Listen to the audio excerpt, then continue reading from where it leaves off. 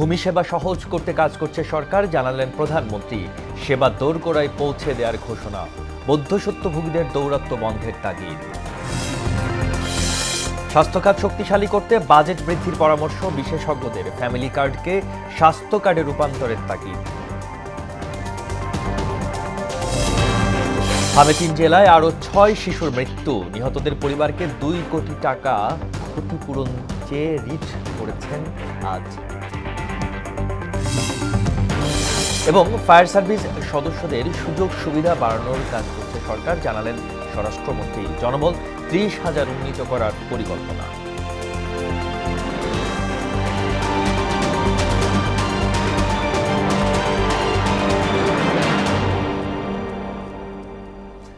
আসসালামু আলাইকুম। মোহনা সংবাদে সবাইকে স্বাগত। এতক্ষণ শুনছিলেন শিরোনাম, পুরো সংবাদের সঙ্গে আছে আমি আসাদুজ্জামান। নির্বাচনে ইশতেহার অনুযায়ী ভূমি সেবা আরও সহজ করতে সরকার কাজ করছে বলে জানিয়েছেন প্রধানমন্ত্রী তারেক রহমান। সকালে ভূমি সেবা মেলার উদ্বোধন অনুষ্ঠানে তিনি বলেন, দেশের প্রতিটি জেলায় এই সেবা চালু রয়েছে, যা পর্যায়ক্রমে ইউনিয়ন পর্যন্ত নিয়ে যাওয়া হবে। ভূমি সেবা আধুনিক এবং প্রযুক্তি নির্ভর করা গেলে নাগরিক সুবিধা বাড়বে উল্লেখ করে সরকার প্রধান বলেন, সচেতনতার মাধ্যমে মধ্যস্বত্বভোগীদের দৌরাত্ম্য রোধ করা সম্ভব। তানজিদ ভুইয়ার প্রতিবেদনে বিস্তারিত। 19 মে সারা দেশে শুরু হয়েছে 3 দিনের ভূমি সেবা মেলা। এবারের প্রতিপাদ্য জনবান্ধব অটোমেটেড ভূমি ব্যবস্থাপনা, নিরাপদ ভূমি এবং সমৃদ্ধ ভবিষ্যৎ। রাজধানীর তেজগাঁওয়ে ভূমি ভবনে এই মেলার উদ্বোধন করেন প্রধানমন্ত্রী তারেক রহমান। আনুষ্ঠানিকভাবে আমি এই মেলার শুভ উদ্বোধন ঘোষণা করছি। ধন্যবাদ মাননীয় প্রধানমন্ত্রী। বক্তব্যে তিনি বলেন, প্রযুক্তিগত সহায়তায় ভূমির তথ্য হালনাগাদ, খাজনা প্রদান এবং ভূমির মালিকানা সুষ্ঠুভাবে পরিবর্তনের সুযোগ থাকায় সেবার মান আরও বাড়বে। প্রযুক্তিগত উন্নয়নের সাথে সাথে ভূমি ব্যবস্থাপনাও আধুনিকরণ হয়েছে। সেবা গ্রহীতাগণ নিজের জমিজমা সংক্রান্ত বিষয়গুলি বর্তমানে ঘরে বসেই অনলাইনে সম্পন্ন করতে সুযোগ পাচ্ছেন। নির্বাচনী ইশতেহার অনুযায়ী ভূমি সেবার আধুনিকায়নে সরকার কাজ করছে বলে জানান প্রধানমন্ত্রী। তিনি বলেন, ভূমি সংক্রান্ত বিরোধ দ্রুত নিষ্পত্তিতে জোর দেওয়া হচ্ছে। পর্যায়ক্রমে একের পর এক নির্বাচনী ইশতেহারের প্রতিটি দফা বাস্তবায়নের মাধ্যমে জনগণের কাছে দেওয়া ওয়াদা পূরণের রাজনীতিকে এগিয়ে নিয়ে যাবার চেষ্টা করছে। প্রচলিত আদালতের বাইরেও জমিজমা সংক্রান্ত বিরোধ নিষ্পত্তির জন্য গ্রাম আদালত কিংবা অল্টারনেটিভ ডিসপিউট রেজুলেশন এডিআর অর্থাৎ বিকল্প বিরোধ নিষ্পত্তির মতন আইনানুগ ব্যবস্থার মাধ্যম অবলম্বনের দিকেও জোর দেওয়া জরুরি বলে আমরা মনে করি। মানুষ দীর্ঘ সময় ফেসিবাদের নির্যাতনের শিকার হয়েছে জানিয়ে বিএনপি সরকার জনগণের কাছে দায়বদ্ধ বলে মন্তব্য করেন তিনি। দীর্ঘ 1.5 দশকেরও বেশি সময় ধরে ফ্যাসিবাদ শাসন শোষণের জাতাকলে পৃষ্ঠ দেশের জনগণ বর্তমানে রাষ্ট্র এবং রাজনীতিতে তাদের অধিকারের প্রতিফলন দেখতে চায়। জমি ব্যবস্থাপনাকে হয়রানি ও দুর্নীতিমুক্ত করার অঙ্গীকার নিয়ে জনগণের দৌড়গোড়ায় রাষ্ট্রীয় সেবা পৌঁছে দিতে বর্তমান সরকার কাজ করছে। সরকার প্রধান বলেন, হয়রানিমুক্ত ভূমি সেবার মাধ্যমে টেকসই নাগরিক সেবা নিশ্চিত করা সম্ভব।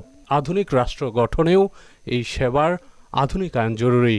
একটি হয়রানিমুক্ত, প্রযুক্তি নির্ভর এবং নাগরিক বান্ধব ভূমি ব্যবস্থা প্রতিষ্ঠা করা, যা দেশের টেকসই উন্নয়নকে আরো ত্বরান্বিত করবে।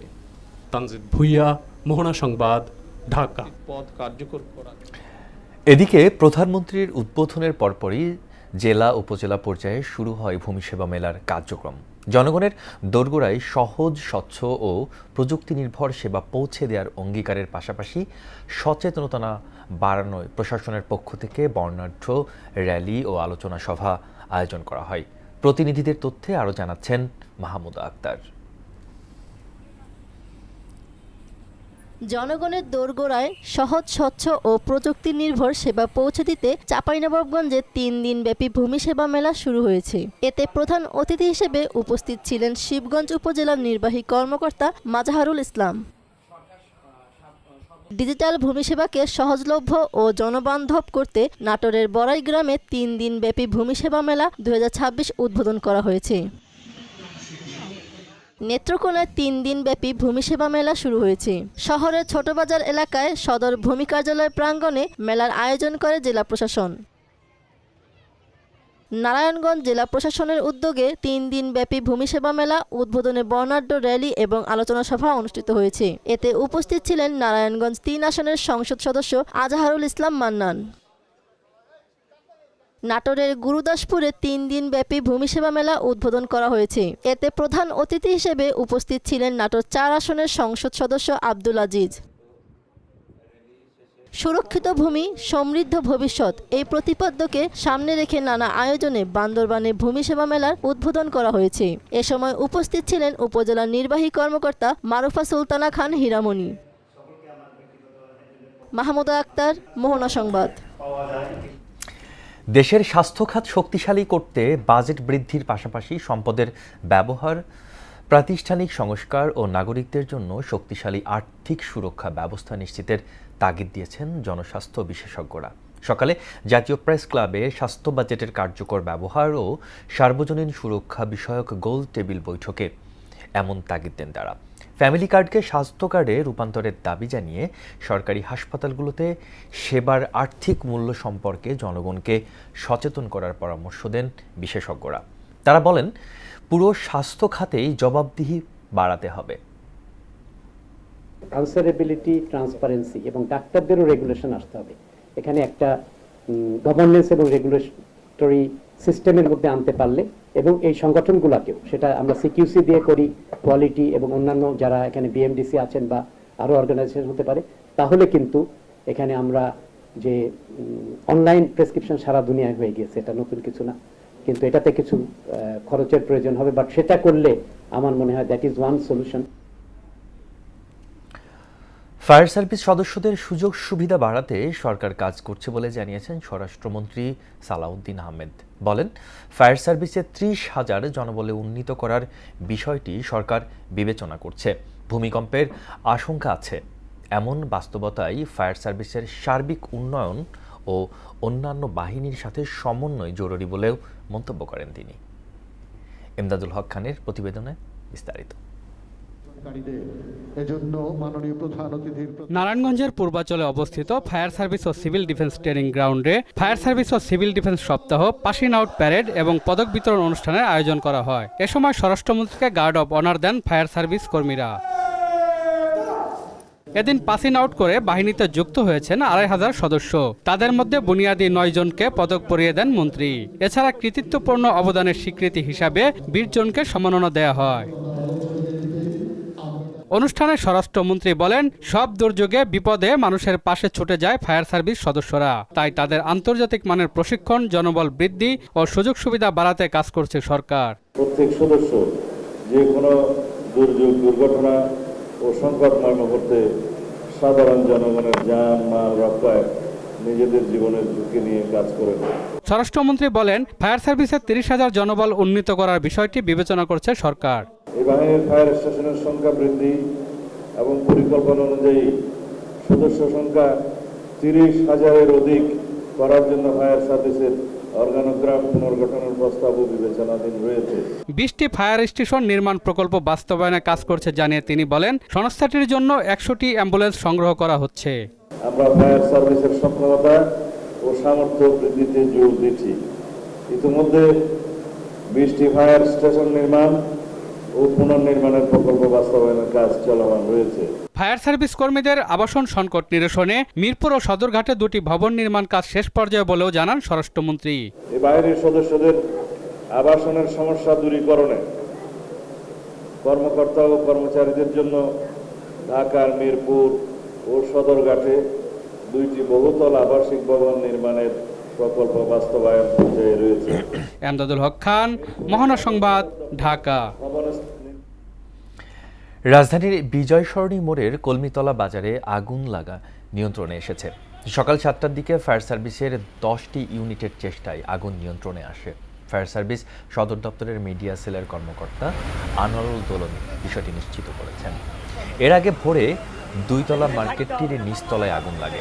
খবর পেয়ে ফায়ার সার্ভিসের একাধিক ইউনিট ঘটনাস্থলে পৌঁছে আগুন নিয়ন্ত্রণের কাজ শুরু করে।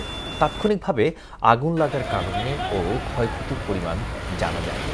এছাড়া আগুনে হতাহতের কোনো খবরও পাওয়া যায়নি। বাংলাদেশ ইউনিভার্সিটি অব প্রফেশনাল বিইউপিতে শুরু হয়েছে প্রথম বিএফএস আন্তর্জাতিক সম্মেলন। নতুন বিশ্ব ব্যবস্থার প্রেক্ষাপটে দক্ষিণ এশিয়ার জাতীয় নিরাপত্তা শীর্ষক এই সম্মেলনে দেশ বিদেশের শিক্ষাবিদ, গবেষক ও নিরাপত্তা বিশেষজ্ঞরা অংশ নেন। সম্মেলনে আঞ্চলিক ও বৈশ্বিক নিরাপত্তার চ্যালেঞ্জ নিয়ে গবেষণা ভিত্তিক আলোচনা অনুষ্ঠিত হয়। এতে নেপাল, শ্রীলঙ্কা, পাকিস্তান ও সুইডেনের বিশিষ্ট গবেষকরাও উপস্থিত ছিলেন। এ সময় আয়োজকরা জানান, এই ধরনের আন্তর্জাতিক আয়োজন দক্ষিণ এশিয়ার নিরাপত্তা ও কৌশলগত গবেষণার নতুন দিক উন্মোচন করবে। So the future Center for Future Studies can actually take up this work. How do you assess students given that you have AI technology now? And what a wonderful technology. You don't have to go anywhere. You want to summarize, they will summarize you. It's a fascinating technology to work on.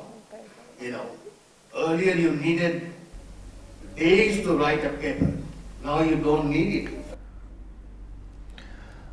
24 ঘন্টায় হাম ও এর উপসর্গে 3 জেলায় আরও 6 শিশুর মৃত্যু হয়েছে।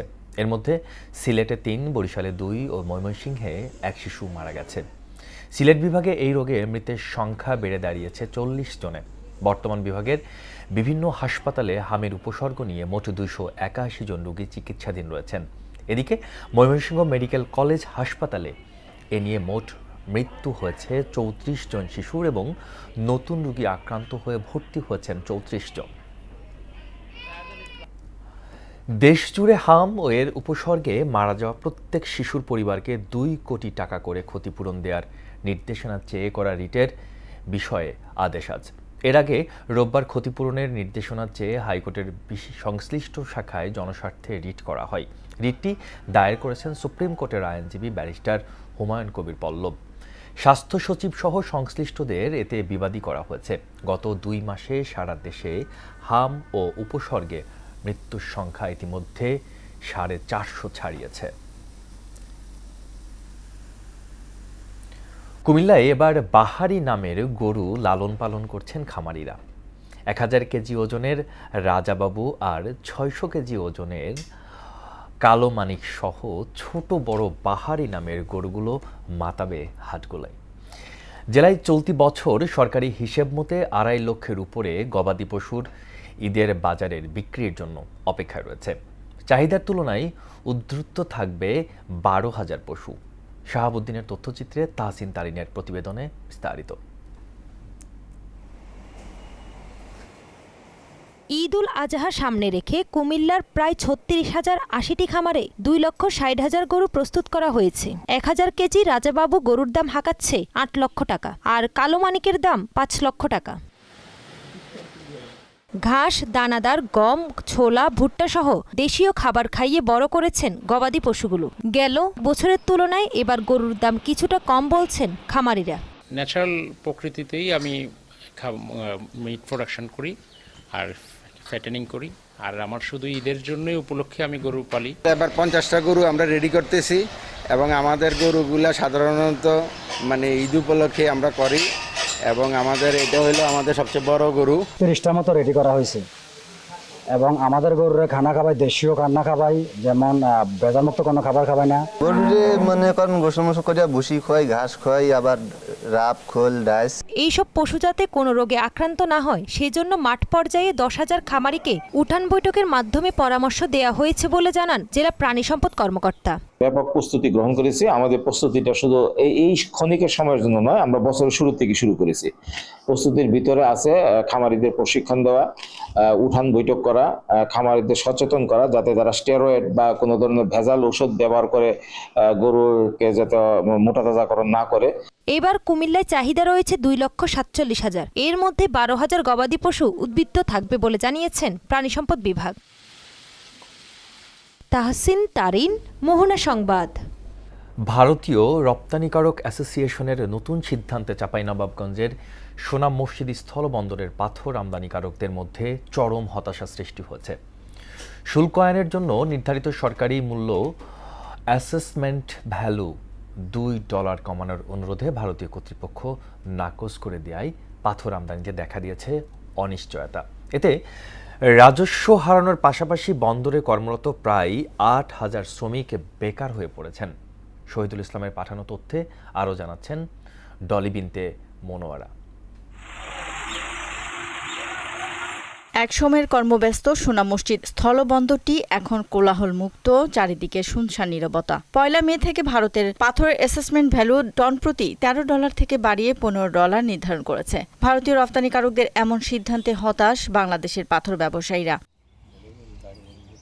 আগের সিদ্ধান্ত পুনর্বিবেচনায় নিয়ে অনুষ্ঠিত সাধারণ সভায়ও আসেনি কোনো সুখবর। মহদীপুর এক্সপোর্টার্স অ্যাসোসিয়েশনের সাধারণ সম্পাদক প্রসেনজিৎ ঘোষ জানান, পাথর রপ্তানিতে টন প্রতি অ্যাসেসমেন্ট ভ্যালু $15 থাকবে। এর প্রতিবাদে সোনাম মসজিদ বন্দর দিয়ে প্রায় 20 দিন ধরে পাথর আমদানি বন্ধ রেখেছেন বাংলাদেশের ব্যবসায়ীরা। $2 পার্থক্যের কারণে বাংলাদেশের যারা ইম্পোর্টার আছে তারা আর কি এই মালটা ইম্পোর্ট করতেছে না। 3500-3600 টাকা করে আপনার টন কিনতাম, সেই পাথরটা এখন বর্তমানে আপনার 4850-5000 টাকা চাইতেছে। এদিকে আমদানি করা পাথরের প্রায় 20 থেকে 30% নিম্নমানের থাকে। এতে ক্ষতির মুখে পড়েছেন ব্যবসায়ীরা। তার উপর বাড়তি $2 শুল্কায়ন মূল্য যুক্ত হওয়ায় চরম বিপাকে তারা। আমরা আশা করি যে যেন দুই দেশের সমন্বয়ে এটা সমাধান যত দ্রুত সম্ভব সমাধান করলে আমাদের ভালো হয়। পাথর আমদানিতে অচল অবস্থার কারণে দেশের অন্যতম গুরুত্বপূর্ণ স্থলবন্দরে স্থবিরতা নেমে এসেছে। কর্মহীন হয়ে পড়েছেন হাজারো শ্রমিক। 2 মে থেকে পাথর বন্ধ হয়ে গেছে, আমরা সংসার চালা কঠিন হয়ে গেছে। ইনকাম করছিলাম 80 টাকা, এখন কিছুদিন থেকে আবার ট্রেনটা বন্ধ হয়ে গেছে। 10-15 দিন আরো কতদিন যে থাকবে সে আল্লাহই জানে। ইন্ডিয়ান মাল ঢোকে না, ইন্ডিয়ান মাল ঢুকলে আমাদের কি, ইন্ডিয়ান মাল ঢুকতেছে না, আমাদের আসি বসে থাকালা। এদিকে দুদেশের ব্যবসায়ীদের মধ্যে আলোচনা চলছে উল্লেখ করে ভারতীয় সহকারী হাই কমিশনারকে চিঠি দেওয়ার কথা জানালেন সোনাম মসজিদ স্থলবন্দর আমদানি রপ্তানিকারক গ্রুপ। ইতিপূর্বে আমরা ডিসি মহোদয় এবং মালদার ডিএম মহোদয়ের কাছে চিঠি দিয়েছি। বাংলাদেশে রাজশাহী নিযুক্ত ইন্ডিয়ান হাই কমিশনার স্যারের কাছে আমরা বসছি। আমাদের চেম্বারের সভাপতি সহ আমরা 10 সদস্যের একটা টিম রাজশাহীতে বসেছিলাম। স্যার আশ্বস্ত করেছে অতি শীঘ্র এটা সমাধান করার জন্য। আমদানিকারক ও সংশ্লিষ্ট কর্তৃপক্ষের মধ্যে আলোচনার মাধ্যমে শুল্কায়ন মূল্যের এ জটিলতা দ্রুতই সমাধান হবে এমন আশা ব্যবসায়ীদের। ডলি বিনতে মনোয়ারা, মোহনা সংবাদ। ডিবিএল সিরামিকের সাস্টেইনেবল উদ্যোগে টাইল চক আবারও গ্লোবাল স্বীকৃতি অর্জন করেছে। যুক্তরাষ্ট্র অনুষ্ঠিত ওয়ান শো এ মেরিট অ্যাওয়ার্ড ক্যাটাগরিতে জিতেছে গ্রিন পেন্সিল ও সাস্টেইনেবল ডেভেলপমেন্ট গোল্ড পেন্সিল। পাশাপাশি অ্যাড ফ্রম ফিনিক্স ও গুড কজেস এনভায়রনমেন্ট ক্যাটাগরিতে পেয়েছেন ব্রোঞ্জ অ্যাওয়ার্ড। ডিবিএল সিরামিক্স জানায়, পরিবেশের বড় সমস্যার সমাধানও গুরুত্বপূর্ণ ভূমিকা রাখতে পারে তাদের টাইল চক ক্যাম্পেইন। টাইল চক মূলত টাইলস তৈরির সময় সৃষ্ট সিরামিক বর্জ্যকে ব্যবহার করে ক্লাসরুমের চক তৈরি করার প্রক্রিয়া।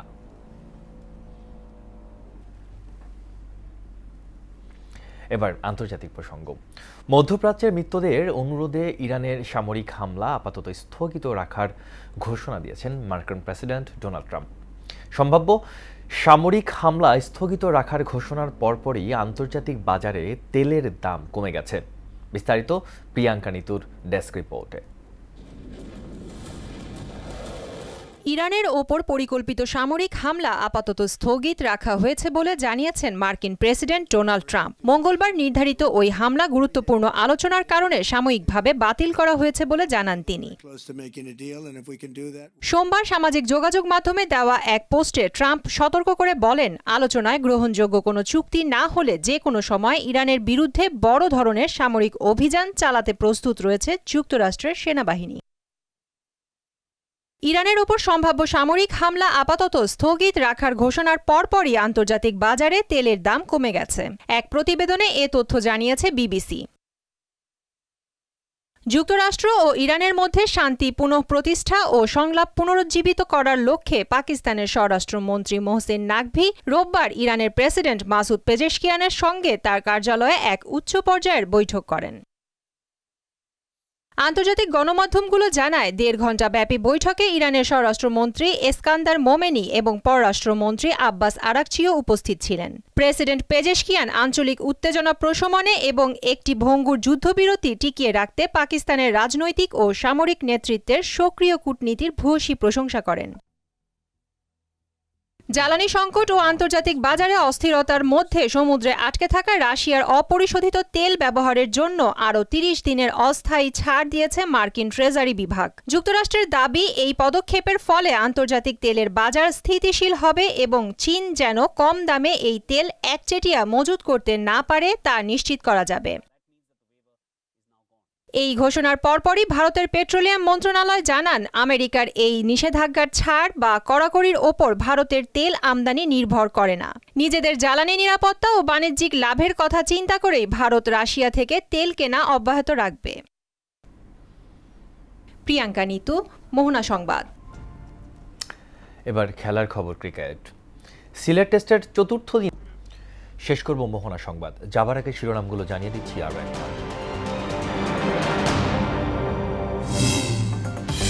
ভূমি সেবা সহজ করতে কাজ করছে সরকার, জানালেন প্রধানমন্ত্রী। সেবা দোরগোড়ায় পৌঁছে দেওয়ার ঘোষণা, মধ্যস্বত্বভোগীদের দৌরাত্ম্য বন্ধের তাগিদ। স্বাস্থ্যখাত শক্তিশালী করতে বাজেট বৃদ্ধির পরামর্শ বিশেষজ্ঞদের, ফ্যামিলি কার্ডকে স্বাস্থ্য কার্ডে রূপান্তরের তাগিদ। আমি 3 জেলায় আরও 6 শিশুর মৃত্যু, নিহতদের পরিবারকে 2 কোটি টাকা করে ক্ষতিপূরণ চেয়ে করা রিটের আদেশ আজ।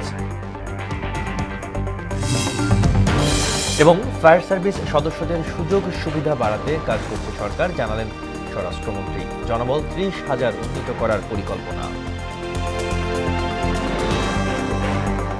দর্শক, এই ছিল মোহনা সংবাদের। পরবর্তী সংবাদ বিকেল 5:30টায়। এর আগে বিকেল 3টায় দেখবেন সংবাদ এক নজরে। মোহনার সর্বশেষ খবর জানতে ভিজিট করুন www.mohana.tv। সংবাদ দেখতে পারেন ফেসবুক, ইউটিউব। এতক্ষণ সঙ্গে থাকার জন্য ধন্যবাদ সবাইকে।